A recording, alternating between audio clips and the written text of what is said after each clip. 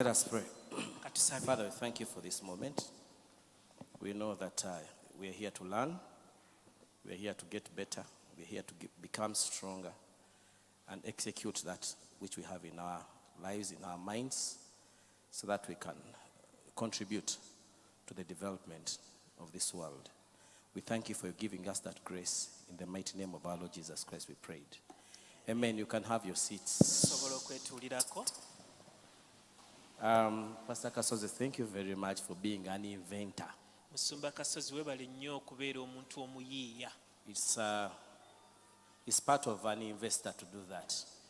Kitundutundu kya muntu omuyiiya era omufujjirizi w'ensimbi okukola ekyo. And I think all of you that are here, you are investors. Era nga nsuubira nti mwenna abali wano muli ba investor. Investors are inventors. Abantu aba investor babeera abantu abatandikawo ebintu. So, thank you very much. Kakati webale nnyo webale I want to ddala. thank the Lord for the presence of Pastor Sakira, for the presence of all the ministers. I can see my elder brother, ekyo bakinsooka. Muganda wange, Pastor Luzinda. Nebaza Katonda. Ne mumwogerako mulaba nga nseka muntu wange. Amen. Mukama yeebazibwe. Amen. Natudde namwe mwenna mbaaniriza. And I welcome all of you. Mutwe ogwampeereddwa The theme that was given to me, nakwogera ku mindset. is to speak about mindset. One of the hardest things to talk about. Era ky'ekintu ekimu ekizibu But I'm ekyokwogerako. going to share with you many things. Just get your pen.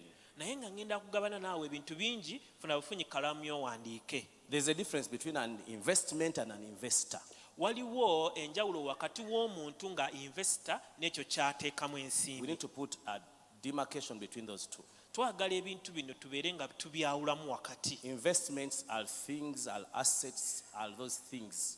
Ebintu by'oteekamu ensimbi bye bino ebintu by'okozesa okufuna ssente. Investors are the people that manage, that give birth to those things. Naye ate ba investor be bantu abazaala ebintu ebyo ebivaamu An ssente. investment is the brainchild of the investor. Kaakati ekintu ky'oteekamu ssente kyekyo obwongo bwo bwe kizadde mwana wa bwongo bwo. So today we are not talking about investments, we are talking about investors. Kati olwaleero bannange tetwogera ku bintu bivaamu ssente naye twogera ku ggwe agenda okuzaala ebintu ebyo ebivaamu ssente. Because it is you who sustains the investment. Kubanga ggwe ye ggwe maama w'ebyo ebintu ate ggwe obibeezaawo ebyo ebivaamu You gave ssente. birth to it. Era ggwe yabizaala.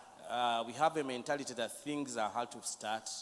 Tulina endowooza egamba nti bannange ebintu bizibu nnyo okutandika. But remember, an investment is an idea. Naye ate jjukira ekintu ekyo kijja nga kirowoozo. And all of us get ideas every day. Ate era ffenna buli lunaku tufuna ebirowoozo. Why do investments fail to? Why do we fail to start our things that we are supposed to start? Kaakati lwaki tulemererwa okutandika ebintu bye tulina They okutandika? take 1 year, 6 months, and a few years, and they are off.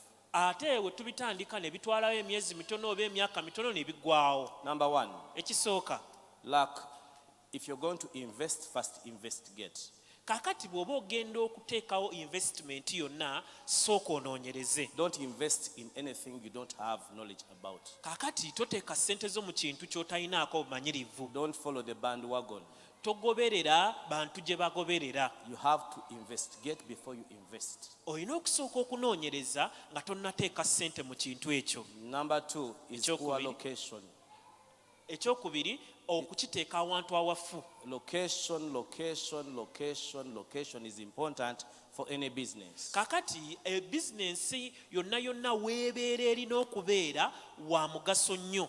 If you are not properly located, you're dislocated. Bw'oba nga toli mu kifo ekituufu kitegeeza oli mu kifo ekikyamu. Many businesses are dislocated. Era bizinensi nnyingi nnyo ziri mu bifo nga It's a bikyamu. good idea, Nga idea yali nnungi but in the wrong location. naye nga wagiteeka mu kifo ekikyamu. There is a location for the business that you have. Waliwo ekifo ekituufu w'olina oteeka bizinensi eyo gy'olina mu bwongo So bwo. position is important. Kaakati ekifo w'ogiteeka kya makulu nnyo. Find out where that business, that idea will thrive. Kaakati noonyereza ekirowoozo kyo wa we kinaayitimukira. Just imagine having an idea of producing sanitary pads, selling sanitary pads, and you put them at the girls' hostel. kakati lowoozaamu ng'olina ekirowoozo eky'okutunda pads z'abawala bwe n'oziteeka ku hositero y'abalenzi. It's a good business. Ebizinesi nnungi Long location. naye nga ekifo kikyamu. Business must be strategically positioned. Ebizinesi yo olina ogiteeka mu kifo ekituufu. Praise the Lord. Mukama yeebazibwe. Another thing you need to think about Ekintu ekirala ky'olina as you're olowooza going to invest, ng'ogenda okuteeka ssente mu you kintu, must understand government policies. oteekeddwa okutegeera gavumenti engeri gy'ekolamu ebintu. What is the policy about that thing you want to start? Era gavumenti eyinawo mateeka ki ku kintu ekyo What are ky'ogenda the policies otandika. about that thing that you want to start? Era mateeka ki agakugira oba agafuga ekintu ekyo ky'oyagala They are otandika. there. Gye gali. You don't ignorance of the law is not an excuse. Okubeera nga tomanyi mateeka si kyekwaso. Please know the Bannange, kind of idea that you have. What is the policy about it in the government? fuba okutegeera gavumenti ki kyeyogera ku kirowoozo kya bizinesi eyo gy'olina. There are things that you are not supposed to deal with, even if it is in your backyard. You're not supposed to deal in it. Waliwo ebintu by'otateekeddwa kwenyigiramu newankubadde ng'osobola obirima emabega w'ennyumba yo naye nga toteekeddwa kubirima. Marijuana, Ng'enjaga, gold, zaabu, oil, amafuta, all those things, ebyo byonna they are illegal to you.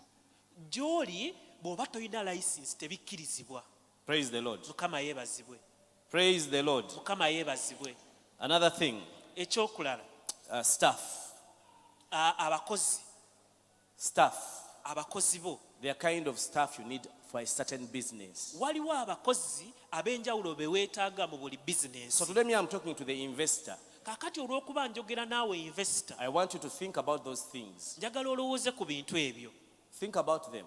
Birowoozeeko. You know, with money, Omanyi ebikwata ku ssente, you need to make money, weetaaga okole ssente, you need to manage money, oteekeddwa okuba nga ssente and osobola you need to ozifuga, invest money. ate ne ssente ezo So n'ozikubisaamu. those are different levels. Kakati egyo mitendera gya Making njawulo. money is a different level. Okukola ssente mutendera And I ogusooka, think many of you want to go there. era abasinga we mwagala okugenda bwe nsuubira. Managing money Naye ate okuba ng'ofuga is ssente, another level. eyo nayo level It ndala, calls for saving. nga kyetaagisaamu okuba It calls for ng'otereka, different way of minds of thinking. ate nga kyetaagisaamu endowooza endala, Investing money ate okubeera nga ssente ozikubisaamu, is another thing. ogwo nagwo mutendera mulala. So all of us at different levels. Kakati ffenna tuli ku mitendera gya At the level njawulo, of work, making money, ate obeera ku leveni omutendera ogw'okukola ssente, you are just a worker. gw'oli mukozi bukozi. At the level of saving, Kati ate wotuuka kuba ng'osobola you're ozitereka, putting the money, you're a good client to the bank. kati awo oli mu kasitoma mulungi owa banka. You're building your financial portfolio. Kati gw'obeera ozimba ebikukwatako ebyensimbi zo, The bank can give you a loan. nga banka esobola okukuwolayo The akasente, bank can look at you and say this one has a good portfolio. era banka esobola okutunula n'egamba ono atambuza bulungi ssente ze. Then investors Naye ate bano abakubisaamu will come ssente and use the money that you put there. bajja kujja ssente z'otadde mu banka baziggyeyo bazikozese. So it's better you go through the ladder very quickly. Kaakati kyandibadde kirungi n'olinnya amadaala ago mangu nnyo. So as we are going into investments, Kaakati nga tugenda mu kuba nga tuteeka ssente zaffe as mu bintu, investors, nga ffe we abaziteekamu, need to raise people that do not have greed. oteekeddwa okubeera ng'ofuna abantu abatalina mululu. Some of you want to become investors because of greed. Abamu ku mmwe mwagala okubeera abantu abakubisaamu ssente naye nga mululu gwe gukutuma The ekyo. motives are wrong. Ekyo ekigendererwa The kikyamu, motivation is wrong. ekikuvuga kikyamu. Others just want to disprove others that you can make it. Ate abalala mwagala kukakasa bukakasa bantu balala nti nammwe musobola. Wrong motivation, Kaakati ekikuvuga negative energy. okubeera ng'oteekamu amaanyi go mu kintu ekifu, That is negative energy. ago maanyi mafu. You need a lot of energy to be an investor. Weetaaga amaanyi mangi nnyo okubeera ng'ofuuka Because you're investor, always standing up there alone. kubanga eyo waggulu ng'ofuuse investor obeerayo wekka, You're seeing things other people are not seeing. kubanga obeera olaba ebintu abantu abalala bye batalaba. You know, whatever, the channels that bring in money, Kaakati emikutu egireeta ssente therefore, giri ena. number one, Ekisooka, you're either skilled oyinza okuba ng'oli mukugu in that thing. ng'oli mukugu mu kintu ekyo ky'okola. Number two, Ekyokubiri, either you are anointed for it. oba nga kale gwe olina amafuta g'ekintu ekyo. Number three, Ekyokusatu, you're talented in that area. oba ng'olina talanta mu mu kintu ekyo or you're gifted in that area. oba ng'olina ekirabo mu kintu ekyo. I've said you're either anointed, Oyinza kale tugambye oyinza okuba nga wafukibwako you're amafuta ku skilled or lw'ekintu ekyo trained, oba nga wakuguka mu kintu ekyo you're talented, oba ng'olinamu talanta mu you're kintu ekyo gifted. ate oba ng'olinamu ekirabo mu kintu ekyo. But one thing runs through all of them. Naye ekintu kimu ekiyita mu byonna, You have to scale up your skills. olina okubeera nga buli lunaku obukugu bw'obwongerako waggulu.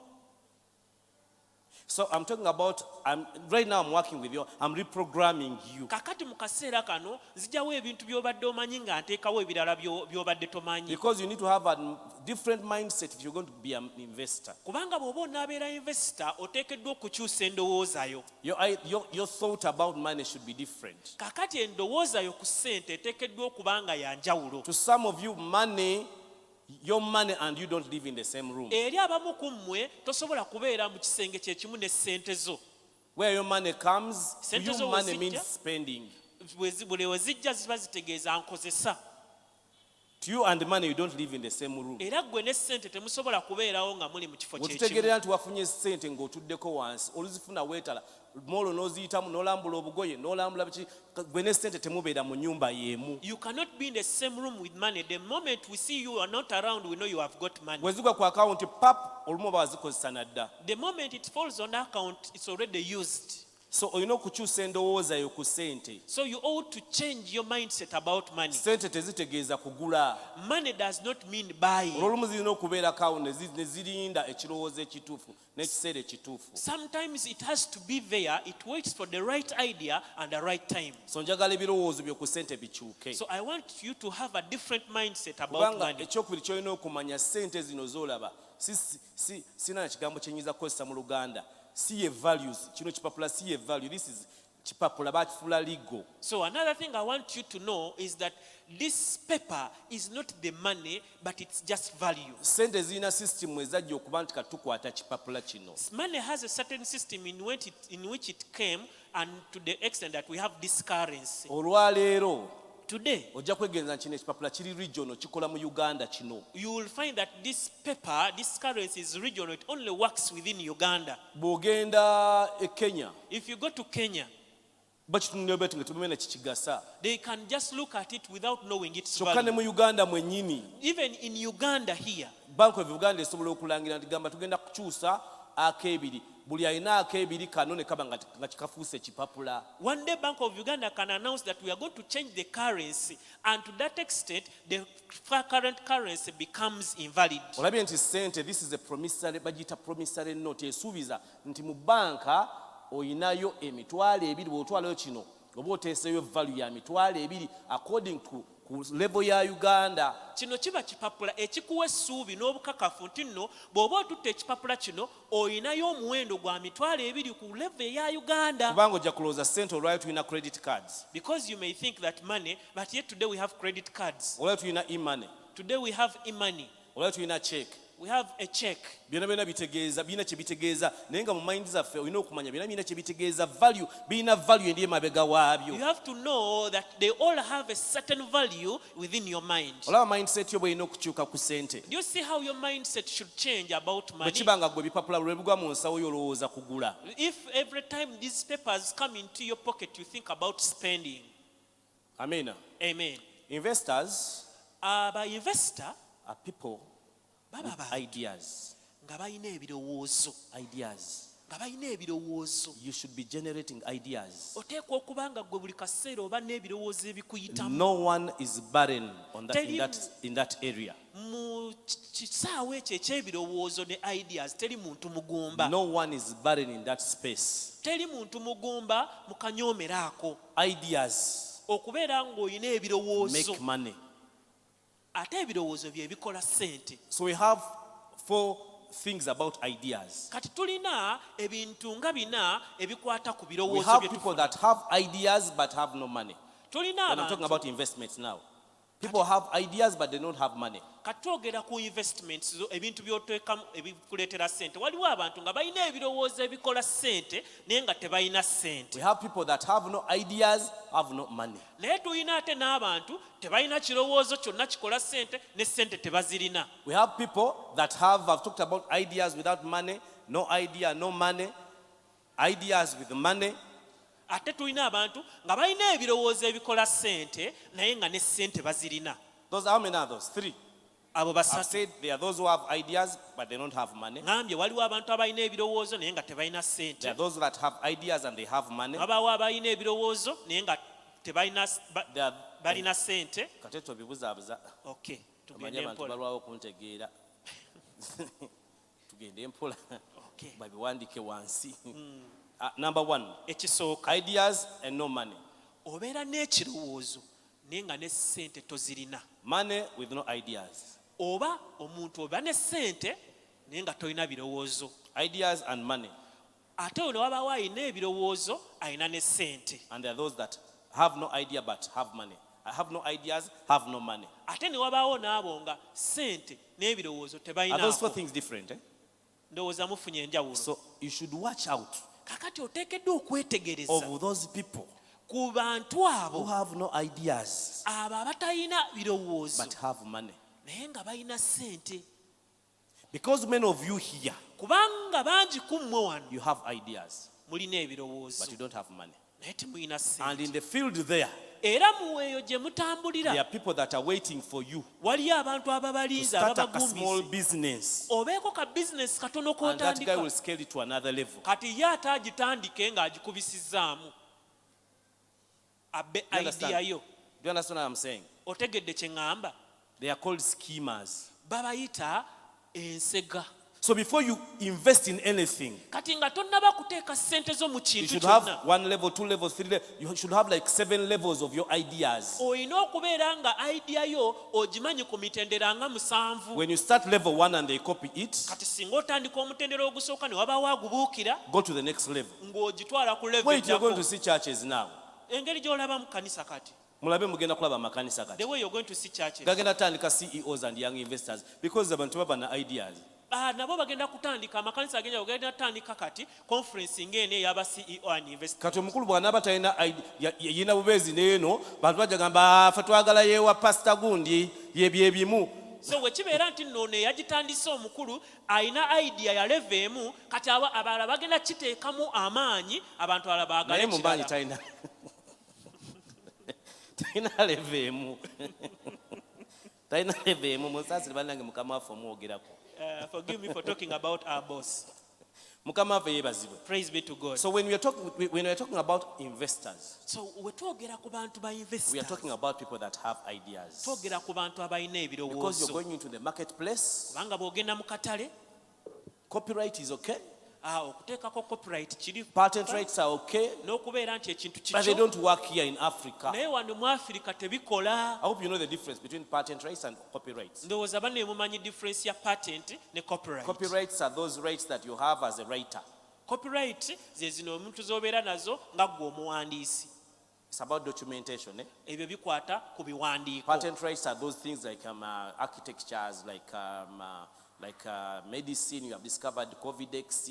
Those ones have patent rights. Patent right kye kino ekintu nga ggwe yakizuula n'okiteekako nti kikyo. Now, for copyrights, Kati ku copyright you have only 50 years. olina emyaka 5 gyokka. If you write a book, Singa owandiika you're ekitabo protected for 50 years. bakukuumako emyaka 5 So as gyokka. an investor, you need to know these things. You need to be knowledgeable. Nga ggwe investor oteekeddwa okuba n'ebintu bino You ng'obimanyi. want to provide a service. Ng'olina service You want gy'oyagala to be an okuwa, author of books. ng'oyagala kubeera You muwandiisi need wa to know bitabo. that your book, Oteekeddwa okutegeera nti ekitabo you're kyo protected for only 50 years. copyright ekikuuma emyaka 5 After gyokka. 50 years, Emyaka 5 we it goes giyitawo, into the public domain. olwo kiba kigenze nga kya buli muntu.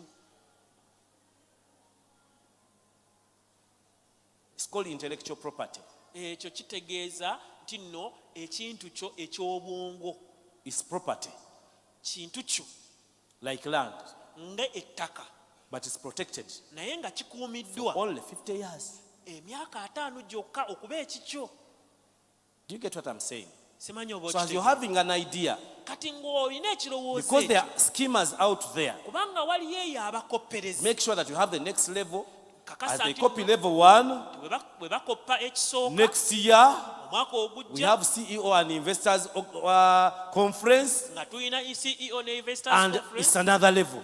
ng'eri ku level So ndala. we keep the copycats on their toys. Kakati awo oba n'abakopperezi oba obateeka ku bunkenke, They become your customers. olwo ne bafuuka bakasitoma You bo. know, I'm talking about many things, mindset. Omanyi njogera ku bintu bingi naye nga njogera ku ndowooza. Next, branding. Ekiddako engeri gye weerabisa, As you get that idea, ng'ofuna ekirowoozo ekyo, you're giving it a name. ng'oli kiwa ekirowoozo ekyo kiwa erinnya. Remember, not everyone likes you or loves you. Jjukira si buli muntu akwagala oba akumanyi. N'okola edduuka, And you make a shop oba n'okola emigaati, or you make a bakery n'ogituuma and then you name it Anita Anita. bread. Anita what? Sweet bread. Anita sweet bread. Kati abalabe ba Anita bonna tebajja lya. So all the enemies of Anita will not eat, will not consume that Noonya bread. engeri gy'olimbamu, gy'okyusaamu erinnya, gy'obranding ekintu kyo. Have a creative way of branding your product. Oba okituma Nixie, Even if you can sweet name bread. it Nixie, N'abalabe bo sweet bagula bread. tebamanyi, bakuwagira tebamanyi. Even your enemies will support Mumanyi you emyaka gye unknowingly. tuliridde emigaati gya kakande. Do you know how many years we have consumed Kakande's bread? Naye watya nga yateekako Kakande Ministries. What if you had Bameka put Kakande abanjiridde? Ministries? How many would have eaten? Abamu ne kumu abali wano gwe mwakedde okulya. Some of you even ate this morning. Gwe oyagala tulaga. So, you just- Dennis and Sons. You want to show us Dennis and Balabe ba Sons. Dennis tebalya. The enemies of Dennis will not eat. Mukitegedde abooluganda. Have you understood it, brethren? Nga mufuna ideas ez'okutandika ebintu. As you get ideas of starting business, Brand, erinnya ly'owa brand kikulu nnyo. your brand is so important. Jesus. Twagala nnyo okuteekako Jesus biki nti Yesu olwabe nga alabika nnyo. Ne bw'otassaako kuba abasiraamu tebajja lya, abasamize tebajja kulya, naye gwe teekako Jesus. Bagenda obbagamba nga gwabawoomera dda, nga bagamba wadde gwe abalokole naye nze gwe njagala. Don't put Jesus right now. First put another name such that Muslims and sorcerers can eat. After they have consumed it, that's when you will put Jesus. Olaba ekifaananyi kibateese ku screen. Do you see that picture on the screen? Njala kwogera ku factory ekola ideas. I want to talk about the factory where ideas are generated from. Omuntu alina kye bayita, Mukama yange yambe njogere ku mindset. My master told me to speak about a mindset. Mind, ekintu kye bayita mind, omuntu alina minds bbiri. What they talk about mind, a person has two minds. Tulina gye tuyita subconscious mind ne conscious mind. Terako ekifaananyi ekya blue first. Subconscious Tosaako blue mind. movie. Ngamba as blue ekirina kala ya blue.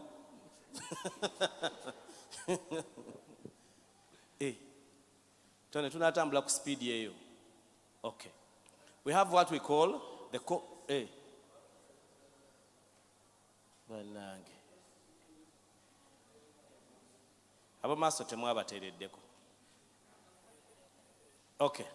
Tulina kye tuyita ekyo. Tulina kye tuyita conscious mind. Waliwo kye tuyita Kale kambyogere muganda gwe kubyogera mu luzungu kuba tobimanyi. Tulina kye tuyita endowooza eno eri waggulu is what we call the conscious mind emanyi ebigenda mu maaso. that is aware of what is taking Tuba place. n'endowooza yaffe etamala kwetegereza bigenda mu maaso. And there is what we call the subconscious mind. Senga weetegereza ekifaananyi ekyo, If you keenly look at that, tukiyita mu lugudi bagiyita iceberg effect.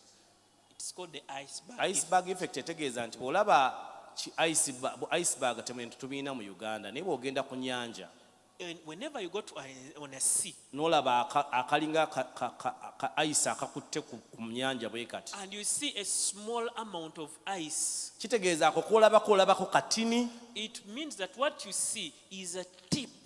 olabako 1%. You are seeing Ku 1% 100% ebirala biri wansi. of the 100% that is Kati below. ojja kulengera nti kye tuyita endowooza etegeera ebigenda mu maaso katini nnyo bwe kati. So your conscious mind is just a small part. Then subconscious mind yo yesinga obunene. And your subconscious mind, it has the biggest Mu Bible tuyinza percentage. ogiyita emmeeme oba omutima. In the Bible, it can be referred to as the soul or the heart. Kati ebyo ebibiri So those two, ekimu ku byo one of the two kye kivunaanyizibwa. is Awo ne bwozaawo kiri responsible. ekisooka kye bayita conscious mind etegeera ebigenda mu maaso yevunaanyizibwa ku analysis. Awo ojja What- kuddayo mu luzungu simanyi luganda lwawo. Obwongo bwo obumanyi kati ssaawa zino ekigenda mu maaso bwe bukola okunoonyereza n'okubeera nga busima It ekintu. is the part of you that thinks and plans. Kino kye kitundutundu kyo ekirowooza n'okuteekateeka. It is the part of you where you put where your short-term memory is. Kakati wano w'olowooleza ebintu ebyakaakati You understand what ebyokumpi. I'm saying? So far have you understood where I am? Bannange mutegeera Ne wendi besisomesa ssaawa bingi zino. n'otegeera buno bwokka ogenda kuba ofunye ennyo. How I wish you can only understand this only. Nti muntu gwe atudde wano That you, a person who is seated here, njala kulaga factory y'ebirowoozo gy'eva. I want to show you where your ideas are created from. Muntegedde? Olina kye tuyita conscious mind You have what we call endowooza yo emanyi kati ssaawa and zino you ekigenda have mu what we call maaso. the subconscious mind. Kati n'obaawo n'eyo endowooza yo etereka ennyo etabeeraawo ng'erowooza Call buli it the kaseera. upper brain Oba giyite obwongo obwa waggulu or the lower brain. n'obwongo obwa Or wansi. call it the left brain Oba buyite obwongo obw'oku kkono or the right brain. n'obwongo obw'oku ddyo. Awo sofa mutegeddewo Awo temunnaba. Omuntu alina kye tuyita left brain ne right brain. a person has what we call the left brain and the right brain. Bw'olaba obwongo bwo Do you see your brain? nteerako ekifaananyi kiraga obwongo. Obwongo tulina bwakutukamu emirundi ebiri. Your brain is separated in two. Tulina kye tuyita left brain, right brain There is what we call the right ne brain left brain. and the right brain. Paati y'omubiri wano okuyita wano okukka wansi. So your part of the body halfway Right brain yegifuga. is controlled by the right brain. Paati y'omubiri okuva wano okudda eno And your whole body, the left other brain half, yegifuga. is also controlled by the left Kati brain. njagala munsomere kuba nze sibiraba bulungi. Left brain So I want you to read for me. The left brain, ye conscious mind. yeeyo etegeera ekigenda mu maaso buli kaseera. Right Buliwo. brain Kakati obwongo bwo obw'oku ddyo ye subconscious mind. bwe bwo butali mu kaseera kano nga bukozesebwa w'obeererawo. Mubitegedde abooluganda. Oba tonategeera gwewanika omukono kubanga bikulu nnyo bitegeera nga investor nnyo. Kuba ojja kugamba mindset, Tereza mindset, simanyi ideas, so kumanye ideas zivaawa. Lwaki abalala balina, lwaki gwe toyina? It's very important for you to understand this, and if you understand, you will know why other people have ideas that work, and you know why you do not have Nejjukira statement ideas. ye gye nagambye teri muntu mu nsi ali barren But mu bya ideas ffenna tuyina. Remember my statement, I told you that no one is barren concerning ideas. Ne lwaki batono be bazina 1%, lwaki be bazaala ebintu, be bazaala microphone, be bazaala zoom, be bazaala bo be balaba ekizibu ne bakizaalira ekinaakijjawo. Lwaki batono abakikola, lwaki ffenna tetubikola? Njagala osooka otegeera ebyo ebibiri. Tulina kye tuyita left brain ne right brain. We have what we call the left brain and the Oluganda right bye brain. biki? obwongo obw'oku ddyo n'obwongo obw'oku kkono. Aha. Kati obwongo your right brain Obwongo bwo obw'oku ddyo is concerned about the activities of your left body. bwo bukwata ku ebyo ebigenda mu maaso ku kitundutundu kyo eky'omubiri ekyoku. First tell me one of the organs that are this side. The what? Ku lefti Hey, Pardon. mutima. the heart. Which means dreams, all those important things are things of the heart. Kakati omutima guli ku sayidi eno eya kkono. Kati ebintu byonna kye bayite ebirooto byonna ebintu ebirungi biri ku sayidi eno eya Your kkono. physical body now, I'm talking about your physical body. Twogera ku mubiri gwo kaakati. The right brain Obwongo bwo obw'oku ddyo. governs all the activities of this side. Pardon Musumba. Biri bwe biti. ati obwa ddyo bufuga bya kkono obwa kkono bufuga bya ddyo. nange mbadde sinabitegeera kati bwentegeeredde. Alright. Mukama mbeere ne interpreter nga ate tannatuuka. Okay, kati soko yogere byotegedde. Mbadde manyi okola mistake naye nga si mistake. Obwongo bwo obw'oku ddyo bwe bufuga ekitundu kye eky'omubiri eky'oku kkono. Banange nfunaani gwe neefunira wano Babula jangu.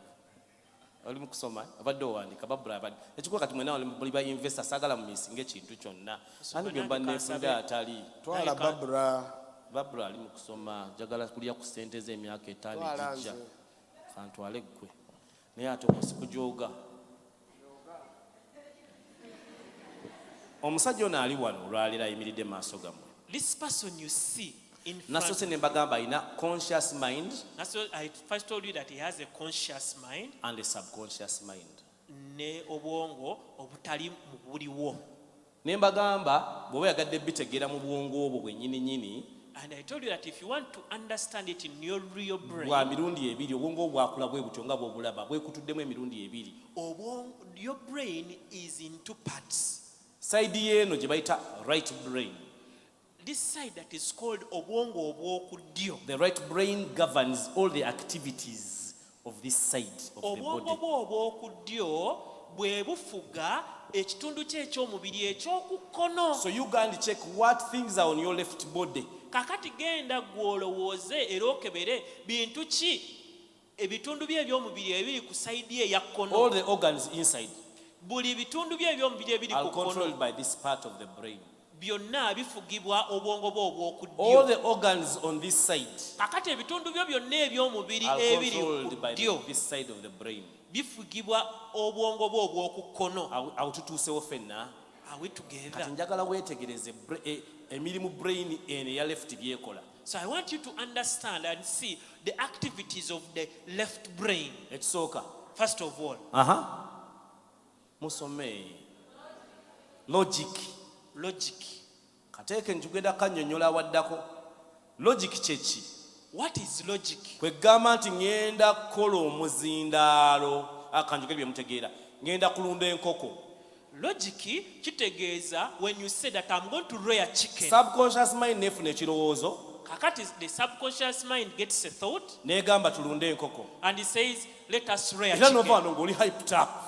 When you live here, you have, Ŋŋenda kutandika duweya. and you say, I'm going to Olaba start a n'Anita highway. yagitandika. If Anita N'owulira nga started it, kisoboka. and you feel it is N'ekifo possible, n'okirengera. and you even see Ne the kojja place, wagenda okuwola ssente n'omulaba. and you see the person who Buli is going kimu to give you the n'okiraba. loan, and you see everything. Bw'otuuka wali ku mulyango. But immediately you get out of the door. Olw'okuba Katonda yakutonda tayagala otambule nga mulalu. Because God created you and He doesn't want you to move like a mad person, Left brain neeyingirawo. the left brain comes in Neekubuuza. and asks you, Naye manyi nti enkoko bazigema. Naye, do you know that they immunize chicken? Omanyi nti enkoko zifa. Do you know that those chicken can die rapidly? Bannange babba enkoko z'omusajja kyonna baasanga kiziweddemu. Last time someone's farm was emptied. To protect you. Okukuuma. Kyenvudde gamba nti abamu babeera n'ebirowooza bati baba nabyo. That is why I've told you that some people have ideas and others do not Ono have ye ideas. agenda akuprotect ebigendera bye si kwonoonera. The left Katonda yamuteekamu akuume. The left brain is not to spoil you, but to protect you. So kye bayita logic. That is what they call logic. Ekiddako. Tusome sayidi eno kyeno ate eno yeeri ki? Free spirit. Kakati, free spirit eri ku right brain. Eno mu right brain. Eno ku bwongo obw'oku Yo ddyo, temanyi bituufu oba bituufu oba si bituufu. it does not know what is right and what is wrong. Eno yeemanyi byonna bisoboka. It knows everything is Gwe buli possible. ky'oteeka mu mutwe gwe manyi nti bisoboka. It knows that whatever you think of, it can be done. Bwe nabamaliza nja basomesa ku musajja gwe bayita Walt Disney. Ali yali amuwuliddeko Walt Disney. Nawe wamuwulirako. Basatu mwe mwali muwuliddeko Walt Disney. Mumanyi mwawuliddeko ekigambo Disney's World. Oyo omusajja katuuni nga tezinnatandika nnyo nnyo ye yakola Disney's World nsi. Yakozesa eno brain.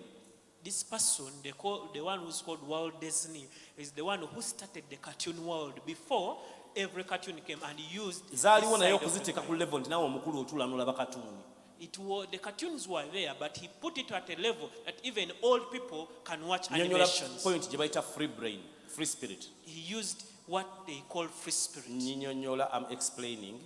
Nnyonnyola point gye bayita free spirit. Wali gye nnyonnyola. Okay. Kati eno right brain Yemanyi. yeemanyi bw'ogamba nasanze emmotoka ng'eyimba, When they say that I found a singing car, nasanze TV ng'etambula, I found this a running yeerowooza television. gwe byolowooza nti tebisoboka eno okugamba nti ekisoboka eno yebikugamba. It is the Ono ye left alaba buli brain. kimu kikola kitya, ono yakugamba yii naawe TV etambula. Gwe batolabanga ku TV etambula, genda olabe katuuni. Gwe genda olabe katuuni, mu katuuni world TV zikola zitya. Ate mu baana abato bo bakiraba nga kisoboka. It is the left brain that says, how possible is it? Bwe But tugenda the mu right ssomero, brain says it is possible. Even we have cartoons which have TVs that walk and cast. bwe tugenda mu ssomero, When we go to school, batraininga brain eno ebeere nga y'amaanyi. it is the left brain that is trained to become strong. Bw'oba tonnagenda mu ssomero ng'oli booyi, okyali kaana kato, Before you go to the school and when you're still byonna young, bisoboka. everything is possible. Nagamba mutabani wange I told my son nti njala kuzimba nnyumba. that I want to build a house. Nangamba daddy ojja kuteekako swimming pool. And he told me that, Dad, you will put even a swimming pool. Ne ngamba ye. And I said yes. Nangamba temugenda mu swimming pool, nanga temugenda ku swimming pool yange nzina side yange ku swimming. Ye nga swimming pool yagikoza atya? For him, he had Yagirabye already dda. pictured the swimming pool and even he had his own site. Mutabani wange oyo This, my son, aloota nga batambula ne Yesu. always dreams when they are walking with Lumu yaloota Jesus. nga bagenda ne Yesu batambula, mambo namugamba lekerawo okwogera ebintu ebyo. And one time he was dreaming when they were speaking and walking with Bwe tuba Jesus, and tuli the mother bato, spoke. eno right brain eba ekola. Erina kye bayita free spirit. When we are still young, the right brain is active because it has a free spirit. Olengedde gy'oggya ebirowoozo Do you see where you get your ideas? n'ogamba oyagala kutandika. Aha. You say, I want to begin. Gamba nebawo kyoyagala okutandika. Oyagala kutandika? Aha.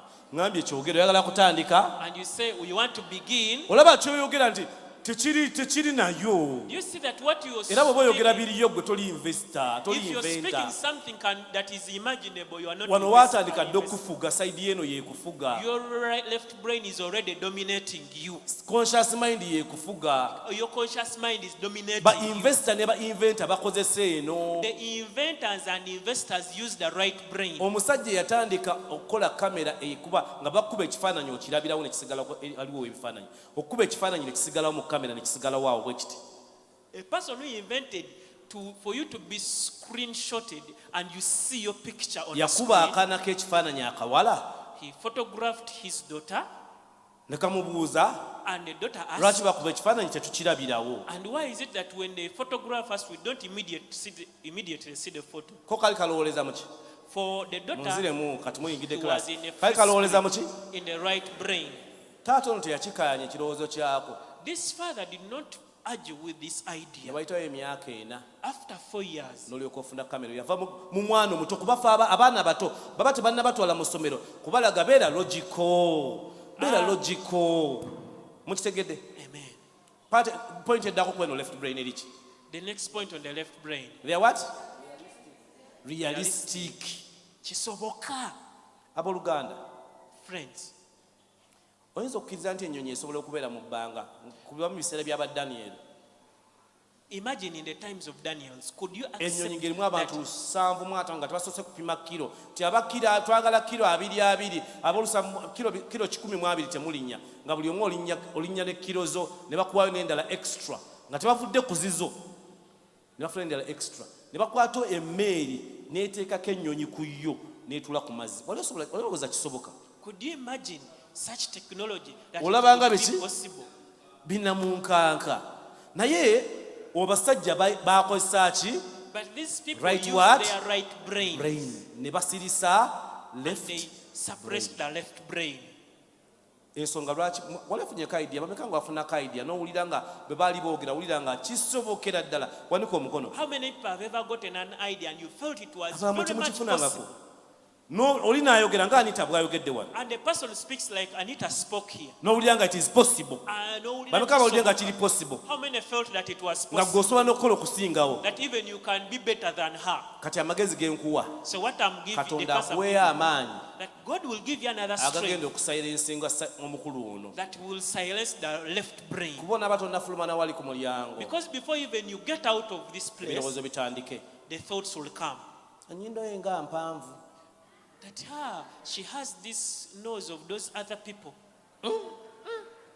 tekisoboka It is not possible. ng'akakazi kalungi She's very beautiful ate adiringa n'abasajja and she deals with rich men. batulimbamu kati they ono like yakutandika okuteeka mu So layini the left brain is not yatandika putting you in okuteeka mu line. layini The left brain is paka putting you in lw'otuukira line. ewaka Until you could reach home ng'okeera ku makya kgenda wa boosi gw'otayagala and you wake up in the morning to go to the Ku boss mulimu that you do not gw'otayagala, like, a job you do not like, ng'okola by'otayagala and you do what you do not n'otwalayo love, omwaka mulala gumu and mulamba you take another paka year lwe in that place banaakomyawo gundi eno until they will bring back this CEO's conference again.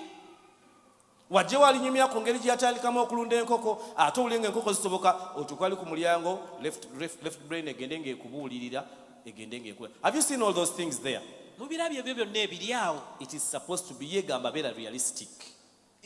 Left brain ekugamba ebeera mu bulamu Right brain obusoboka. egamba byonna bisoboka. Naye the right brain says that it all is possible. Emu etaapinga mu Katonda One taps from God, gwe mutima, that is the heart. the subconscious mind. Subconscious mind Gyo temanyi byakusaaga. does not know things about joking. Mwali mulabye ku nte ya yero. Have you ever seen a yellow cow? Olaba oseze.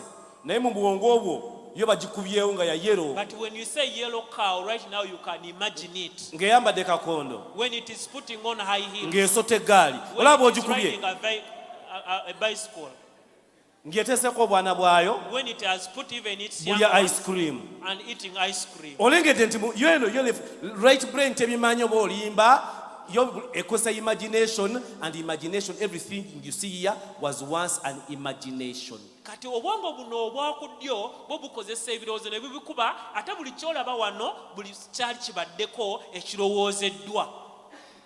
Mukama yeebazibwe. Amiina. Olwo kyofunamu Are you getting something? otandise okwetereeza. Have you started Ebintu putting bisoboka. yourself in line? Are things possible? Mulabewo mulabye Have you seen your enemy? kati si mulabewo So he's not your enemy. Katonda akuyamba God is helping you. yamuteekako akugaadinga olema ate kugenda overboard. He was put there for you to be guarded, not to go overboard. Naye omukumi wate yafuuka controller But your guard became your controller instead. kubanga bwe tugenda mu ssomero Because when we go to school, batraininga ono they train the left brain. era abantu bonna gwe genda osome articles ne journals ojja kulaba nga bawandika tugenda kutandika okukyetegereza mu statement z'abantu nga boogera nga beba boogera ku Steve Jobs bajja kugamba Steve Jobs was a right brain man. Katutegedde ekigambo gye kiva. Tategedde bagambe Steve Jobs was a right brain man. Bategeeza ekyo muntegedde abooluganda. Amen. Bannange neyanzizza nnyo mukama wange okujja n'okkiriza tukusomereko. Okay, zawo kiri ekifaananyi ky'omutwe. So let's put back the other diagram. So awo bakulaga conscious mind. They are showing us the conscious mind and the subconscious mind. Tulaga mind eno ekola kaakati n'eri etakola They are the kaakati. same things basically. Ebimu bw'oba bitwalidde wamu. So I want us to go to you read those things more. So the left brain Kaakati obwongo buno obw'oku kkono is analytical. bwo buli kaseera buba butwala It is ebintu analyzing. buziba era bubeera bubirowoozaako nnyo. It is what? It looks for the way things are possible. Era bukuba ne bugamba ekintu kino kisobose kitya. It is always judging. Buli kaseera bwo obwongo buno buba busala omusango. Now I'm talking about you right now, you the Kakati investor here. njogera ku gwe You have the investor. part of you that is always judging. Oyinamu obwongo sayidi yo nga bwo buli kaseera busalawo The omusango. part of you that is self-monitoring all the time. Era nga waliwo ekitundutundu ku gwe nga buli kaseera kyerowoozaako. That internal dialogue is always that voice which is always talking in the inside of you. Buli kaseera eddoboozi eryo eryogera munda mu ggwe. Its work Omulimu gwalyo to protect you. kwa kukukuuma ggwe so that we don't call you a mad person. olwo tuleme okuyita omuntu omulalu.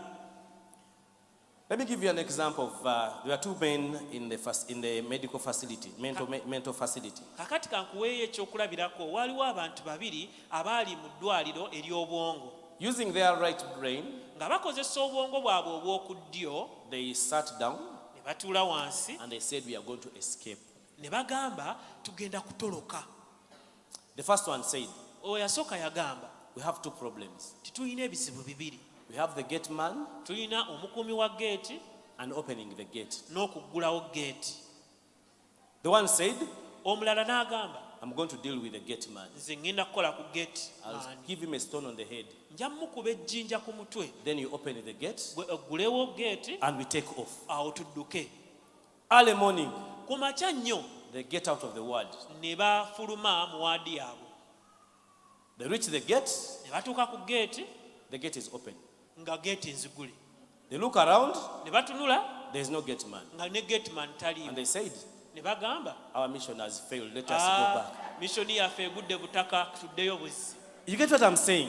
Ndowooza olaba kye Sometimes we tukoze. over exaggerate the problem. Olumu ekizibu tukiteekako nnyo nga si kye bwe So kiri when we ate. don't find it the way we thought about it, Kati bwe tulosanga ng'ebintu byangu okusinga bwe twali tubirowooza, kalabika walabika birimu eddogo, kalabika katego, nga nfunye mangu sente. Birabika zireka banteze. You know, you start thinking about the left friend will tell you, okufuna sente, mindset, okufuna sente, olina okumala emyaka 10, olina okubonaabona ennyo, gwe tobonyeebonyeemuko, tozifunye otya amangu ako. That is the work of the left brain. Montegede bulungi. yes, I hope you understand that. ndowooza mukitegeera bulungi. Each one of us, Buli omu ku ffe you have a right brain. olina obwongo obw'oku ddyo. You cannot sit here if you don't have it. Tosobola kutuula wano bw'oba tobulina. It's responsible for the pulse. Kaakati obwo bwe Buvunaanyizibwa ku kuba kw'omutima. Genda okebera ebintu ebiri eno byonna, liiva biki byonna bikebere biri eno. go and check all the organs on your right side. Left side, sorry. Mukitegedde abooluganda? Have you understood? So right brain ekola ki? Kakati obwongo buno ate obw'oku ddyo bwo bukola ki? It's the one responsible for generating new ideas. Bwebwo obuteeka oba obulina obuvunaanyizibwa obw'okuba ng'ofuna ebirowoozo ebipya. It's the creative mind. Bwebwongo obuyiiya. It's the creative mind. Bwebwongo Hey, obuyiiya. bana ngobere tebuweddeeyo. Bana ngobudde budduka. It's already 1 hour. I have 8 minutes. Okay. It's the creative mind. Bwebwongo obuyiiya. When you talk about be creative, Bwe tugamba nti nno bannange mubeere bayiiya, we are saying engage your right brain. tugamba obwongo bwo obw'oku ddyo nabwo bukozese. The right brain is responsible for all activities that involve creativity. Yevunaanyizibwa, it is responsible for creativity. Kaakati obwongo buno obw'oku ddyo bwe buvunaanyizibwa ku kuyiiya kwonna. World class people have learned how to pause their left brain. Kaakati abantu bano bonna abayitumuse mu nsi yonna balina engeri gye bateekamu ne basirisa obwongo obw'oku kkono. Okay, let me give you 3 rules and 3 stages of our ideas, and I will be done. Kaakati kankuweeyo emitendera 3 ne rules 3 Let me start with the rules. Kantandike ne rules. When you think about any task, Bw'olowoozanga ku kintu kyonna eky'okkola, when you conceive an idea, bw'obanga ofunye ekirowoozo kyonna, think of these 3 rules. lowoozanga ku mateeka gano 3. No judging, Tokusalanga omusango, no criticizing, tokirabamu bubi bwonna, no internal dialogue. ate tokkiriza ddoboozi eryo ery'omunda erikugaana okikola. I repeat, Nziramu, once you have conceived an idea of the hardware, singa ofuna ekirowoozo eky'okukola the hardware school, oba okukola essomero, don't judge it, don't tokikuba- criticize it, tokirowoozaako bubi, don't have internal dialogue about ate it. tokikubaganyako nnyo birowoozo munda mu ggwe. So Walt Disney, Kakati ono gwe tulina Walt Disney, he told us how he created the Design world. yatubuulira engeri gye yatondamu kye bayita Design world. He went through 3 processes Yayita mu mitendera esatu of implementing his ideas. okubeera ng'ateeka mu nkola ebirowoozo bino. And these are the 3 processes. Era bino ye mitendera esatu. This is your take home. Kati kano k'otwala ewaka. Number 1, Ekisooka, he knew that if he's going to do anything, he must be a dreamer.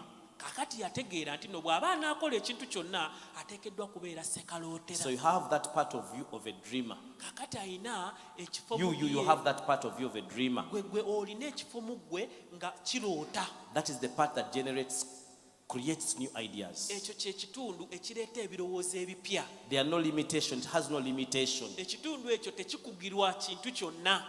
I said for a dreamer, cars can fly, cows can talk. You see animation, animals talking. That is a dreamer. Kakati eri omuntu omuloosi alaba buli kimu kisoboka, alaba ente ezoogera, alaba emmotoka ezibuuka ne TV ezidduka. At this stage, Kakati mu kaseera What kano you're supposed to kuloota, do kikyolina okukola is write down and create and dream whatever comes in through your mind. Just write it down. Don't criticize it. Just write it down. Be a dreamer and have a book that where you put your dreams. buli kyonna ekijja mu bwongo bwo kyolowoozaako kyoloota tokisalira musango tokikubaganyako birowoozo naye ggwe kiwandiike wandiika byonna This by'osobola. is the time for dreaming. Kano kaba kaseera ka This is a stage of dreaming. oli ku siteegi ey'okuloota. Don't judge. gwe tokisalira Don't musango. criticize it. ate tokikubaganyaako nnyo Just birowoozo. write down. Kakati bwe kiwandiike buwandiisi. The next stage Kakati omutendera oguddako is being a realist. kwe kubeera omuntu owonnama ddala. Now at this stage, Kakati mu kaseera kano you're asking questions. obeera obuuza bibuuzo. Now you're engaging the left brain. Kakati wano obwongo bwo obw'okukono nabwo obuleetamu You're asking questions. ng'obuuza ebibuuzo. How can I make this idea a reality? Nti ekirowoozo kino nkifuula ntya ekyobuliwo.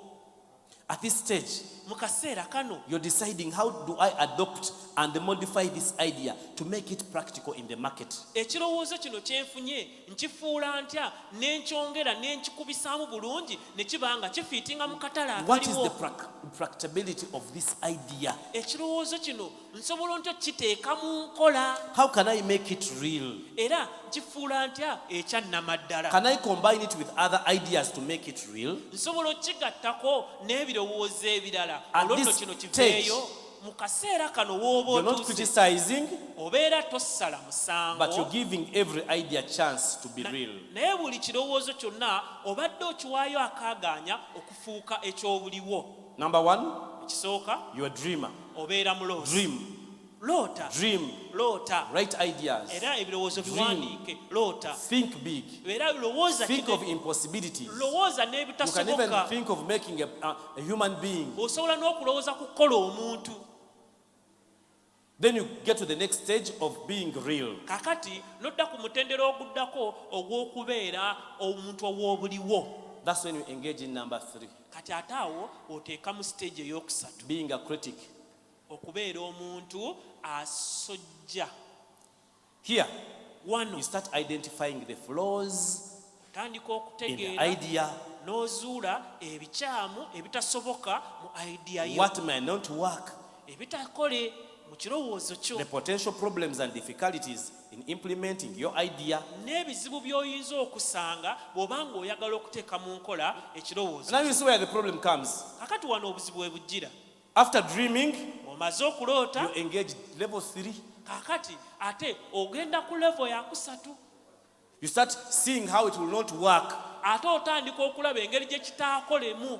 Kama we bali kwekula ne bwatwa lwa yekoze ne bwat n'ategerawo ebigaanira ne bwenkomaawo Mukama abawo omukisa. Oyo bwakoze bwati mubitegedde. Mukama abawo omukisa muyimire ku bigere May God yammwe. bless you. Mukama wange jangu. Oyo anyambye bwakoze bwati mufunyeeyo omu. Mukama abawo omukisa. May God bless you so much. You can sit down. Musobola okwetuulirako. Is it a workers' conference or not? I say and ndabe emikono gikola giti mulinde kabe emikono. First wait, people have questions. Are we making sense to your area of work? Bannange tuyinamu kye tukuyambamu mu ngeri yo gy'okolamu ebintu. Mukama yeebazibwe nnyo. Amiina. Kale kaseera kano katufuneyo akadde aka interaction. At this time, let's get an interaction session. Ng'olina ekibuuzo oba ebintu olina bw'obiraba Samuweya nga tetunata musumba waffe na kumwebaliza ddala. Yes.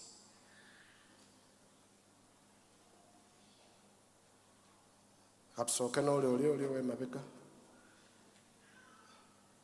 Tugenda kufuna oli. Kandabe emikono nti njagala ngironde lumu. Bw'oba wafunyeeko ogwasoose sikwongera. Oli. Ladies, what happened? The business is in your hands. Oli. Sooke tumala. Bano ababiri babadde bafunyeyo akachance. Yes. Yesu yeebazibwe. Ssebo omusumba tweyanziza nnyo. Otukoze bulungi. Nze Brian Kibirango andi member wa church eno. Okusookera ddala nfunye okusoomoozebwa ku ngeri gy'akozeemu okusengeka ebirowoozo byaffe. Left brain ne right brain ne interaction yeeyo ne impact. Nsooka n'obujulizi nti ndowooza mwaka gwalinga gwa 2010 nali ndi mu A-level. Kati nze nga ku bitabo byange ndoota mpandiikako Lord Doctor English Literature Professor kuba nali nkola literature in English and art subjects really.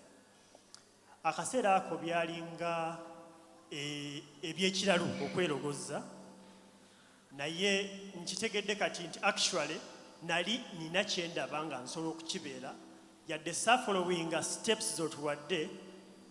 Omwaka oguwedde nafunye masters yange mu mateeka okuva South Africa University of Pretoria era mu January w'omwaka guno ne bampa okuddayo okukola PhD. Naye munnamwe musanyukireko nammwe. Amagenda maaso. So kati ekyo idea eyajja nga kiringa ekirooto ekirungi saakwitikinga naye kituukiridde mpozi kyembuzayo kati kunoonya literature. Naye njagadde okubuuza oyogedde ku bintu ebyenjawulo brains zino ze bikola n'okuloota. Tuyinza okuloota nze ne ndoota omudaala gw'ebikwaso ne wabaawo aloota okukola tugambe Facebook Zuckerberg n'abalinga abo. Kiki ekireetawo enjawulo mu biki bye tulowoozaako na bwe tumanya kiki ekyo tukola tutya okubanga tulongoosa oba tuwa amaanyi endowooza yaffe n'ebirooto byaffe okubanga tubeera ddala abantu ab'omugaso tugambe ba CEOs ba investors abakola ebintu ddala ebiweesa Katonda ekitiibwa ate naffe ffennyini ebigenda tubeezaawo nga tufuna 10 ku nsi kuno. Weebale nnyo. Okay. Thank you very much. Mwane Katete. Oh, no. Okay. Him. Oyo ayogedde luli. Yes. Mukama yeebazibwe. Amina nnyo. Nze njagala kwebaza administration olw'olukuŋŋaana luno naye nze kyenjagala okukkaatiriza omukyala eyasoose kye yayogeddeko ge mazima mu nsi y'emirimu osanga n'okwekkiriranya aweetaagisa amazima naye tusigale nga tuli ba mazima. Mukama abawe omukisa. Amina. Any other person? Yes. Ono wano.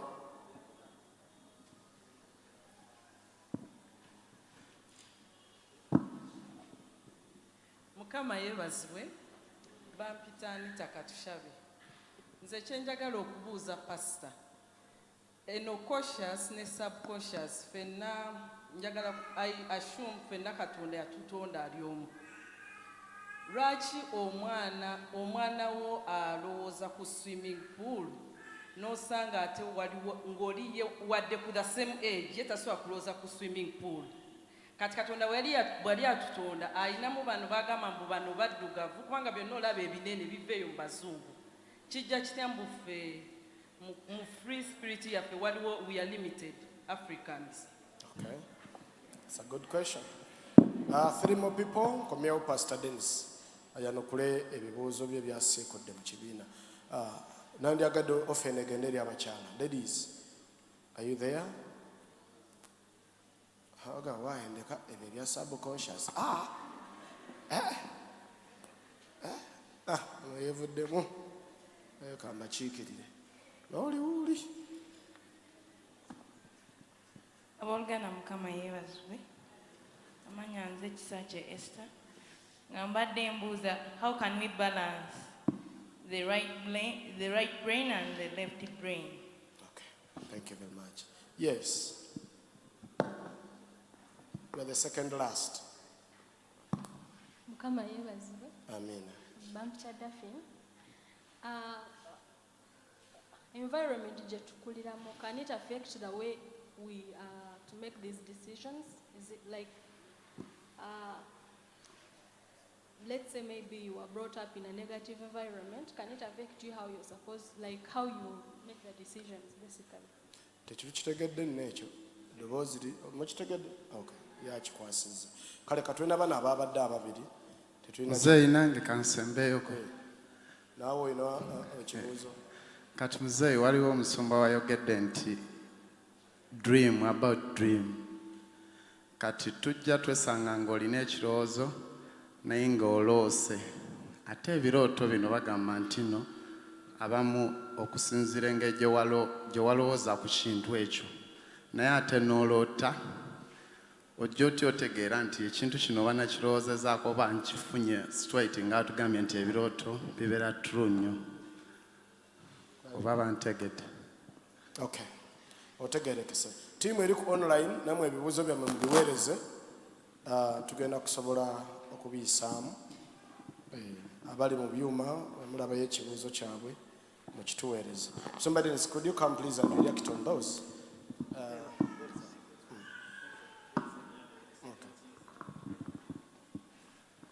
Okay, mwebale kubuuza, mwebale kubitegeera, katugezeeko kuddamu.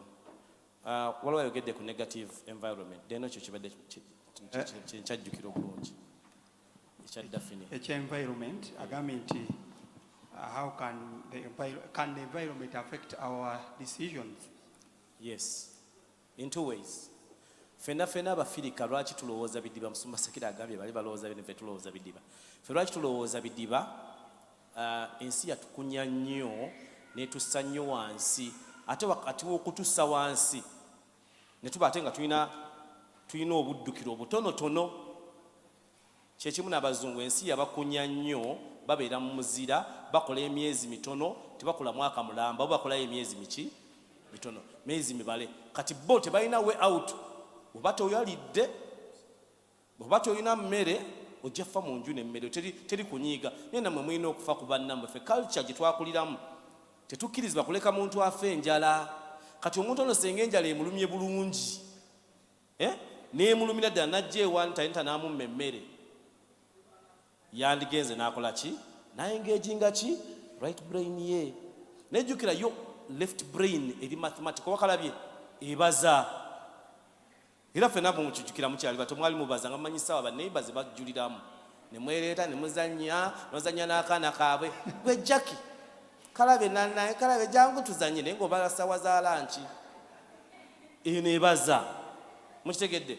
Kati bali tolina woobaziza ekizibu kyo bw'otakyejjirawo owedde, so nga balina okwengeginga left brain yaabwe. So environment ekola both negatively and positively. Olwaleero microphone gy'olaba etaliko eri wireless. Tebatandika na mic eri wireless. Zatandika zirina wire. Naye along the way, problem eno balaba is a problem. Eba limitation. Asomesa tasobola kugenda gy'akola ki? Gy'ayagala. Ne bagamba okay, tukoleyo microphone ng'eri wireless. Eyakyogera, eyasooka okuzaala ekirowoozo ekyo, baamukaayanya. Bakola batya? Baamukaayanya. Ne bagamba kisoboka kitya? Tomanyi nti waya yeetambuza gundi ne bamunnyonnyola. Naye nga amaze okkizaala ng'amanyi kikola kitya? Kati right brain wemala okuzaala ekintu n'ekyesibako, kati ate mujjukire bannange, left brain yebiteeka mu nkola. Kasita ekiremerako nkoko nkoko nja kuzirunda ekivaamu nga left brain egamba tuzifunye tutya aziremeddeko. Mutegedde esooka nekusomesaamu biveeko then sitosobola kwogerera ku mikolo tojja ku eddoboozi lyo eddoboozi baagala abantu basessa ate gwe tosessa nnyo eventually n'olegana nja kwogera omwana talina mmere sente kugundi eno tebatuwazize ekivaamu eddoboozi lyo abantu ne balikola batya ne balyagala. Mukitegedde environment bweyamba. So brain zino Katonda tezirwanagana naye education system anzize ku kyani abazungu gye baakola bamanya nti olwokuba bw'oba olina left brain, if you have your left brain, because of my brother was there, because when you have a right brain, it gives birth. It is everything that we see here is a brain child. You get what I'm saying? So they knew, Bobanga Goli, you are an innovator. You need people that are going to put those things in what? In practice. So training workers. Bomu training coach, left brain. So what the school does, the school system is putting you in one negaba goli engineer, you one engineer, you one engineer, you one engineer, gwenogenda ngoli engineer, only engineer, negaba gwe doctor. Doctor ne bamugamba genda otandika okulunda enkoko nze ndi doctor. Olengedde baba positioning and bateka buli omu kadoketike. The school does that. The school system is doing that. So I hope ndoza bino ebisinga bigendera omwo okugira olaba ekiri oli nange kabuzeemu ku kyabuuziza ku byennyonnyodde ndabakake kabuzeemu nange wange tubalansinga tutya left eno cause abasomesa batusimba an engineer kati ate nga waliwo n'ebirala ebibanja nti omwana talina kati basically mpulidde nga atategedde bulungi bwembalansinga left and right. Okay. Sembirana. This man was a teacher. He's a trained teacher. When noni ewedde emirimu. Biology chemistry. Bwe yabeera mu ssomero expenses ze ne zisinga income. N'afuna omukyala before time. Nga babanja omukyala ayanjulwe. Mulengedde ebizibu ebyo byonna ebitandise okwereeta. Omukyala n'afuna olubuto. Ate baagala amwanjule amukube n'embaga. Tutegere nti wa mwoyo yagudde n'ayimuka. Mubirabe byonna. All those things byamuforcinga okugenda okusoma ebyamawulire. Mukitegedde? He's trained as a teacher, but he fought to make sure that there is another thing that is not Chebata Somesa, which is inside him. He just wants to go back to school and they skill it. Just skilling you, helping you to implement it. You get what I'm saying? So when we talk about the left brain and the right brain, this one is the servant. This one is the master. They work together. This one produces, this one nurtures. This one protects you from not thinking in kati ngenda kubuka nkwate wali. This one reminds you gravitational force. This one reminds you gravitational force. This one reminds you, and it tells you, okay, before you jump there, so kolinye kameza. Obukikola bo bona agenda. You understand? So they work together. Sizo bagamba, the left brain is bad. I'm here to tell you, one is a servant, another is a master. So the problem with the school system, it only skilled this one. That's why ononya mirimu. Totandika mirimu. Until you get out of that cage, no gamba, I studied as a teacher, but I feel in my heart, I want to work on the radio. You get? Now he went to school not to be taught how to work on the radio. He went to school to become accepted in that fraternity. Because his dream was to work on the radio. He felt he can speak. So that is the concept. As investors who are here and the inventors, Don't allow this side, the servant, to become the master. Musumba olina ebibuuzo ku online oli abuuzizza kiri okay okumixing account n'omwami we, mixing account with the husband, nateekako akagambo please answer me. Okay. When Pastor Sakira bw'abagatta wano, when you came on this pulpit, you became one. Mujukire, Mukama wange bagamba bafuukize muki? One body. What is done here is one body. It is not one account, it is not one spirit, it is not one mind. So once you get out of this room, we say you have gone into you have gone into marriage. Means mugenda kutabula bintu bino. Either you have a solution si sinti kyakuddamu mukola gu solution ne mugatta sukaali wo ne kamulali we n'obusiru bwo n'amagezi ge ne mubitabula ne muli ekintu kyammwe. You are marrying. You understand what I'm saying?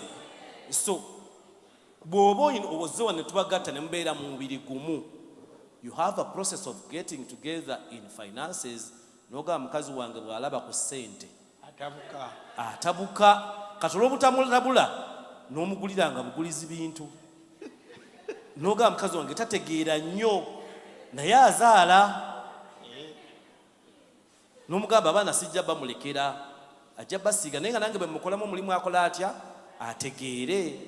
Mukama wange nkizeemu. Ewa kakati ono Brian Taylor abuuza nti nze mbuuza ndowooza binene byereere nkola ntya kubimenyaamenya.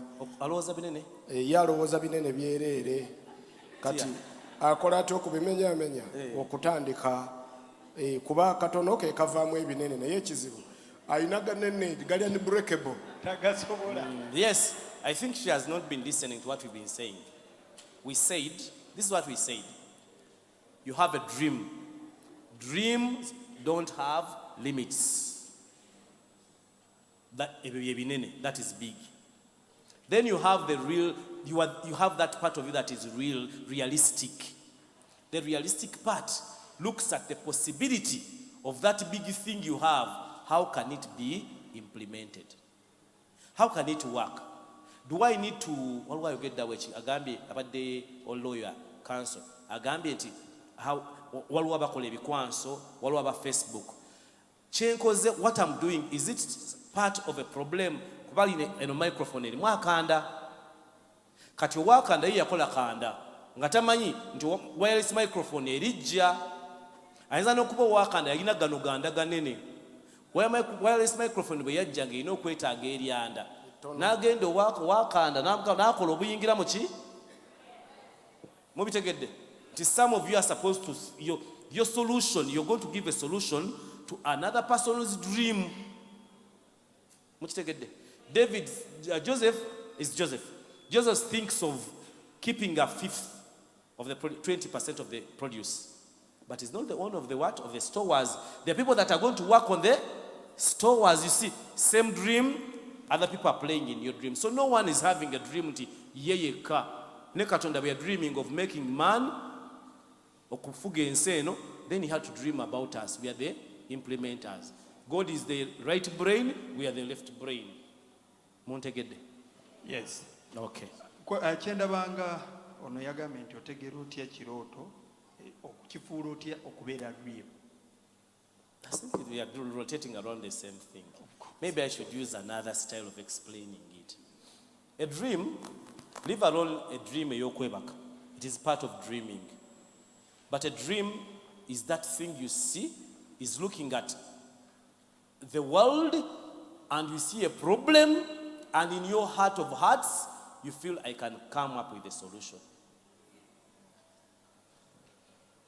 You get what I'm saying? Investors are problem solvers. If you have come here as an investor, you have come as a problem solvers. So basically, many of the dreams that you talk about as dreams, what problem do you want to solve? So if you're going to be an investor, what problem are you seeing? What gap are you seeing that needs to be fulfilled?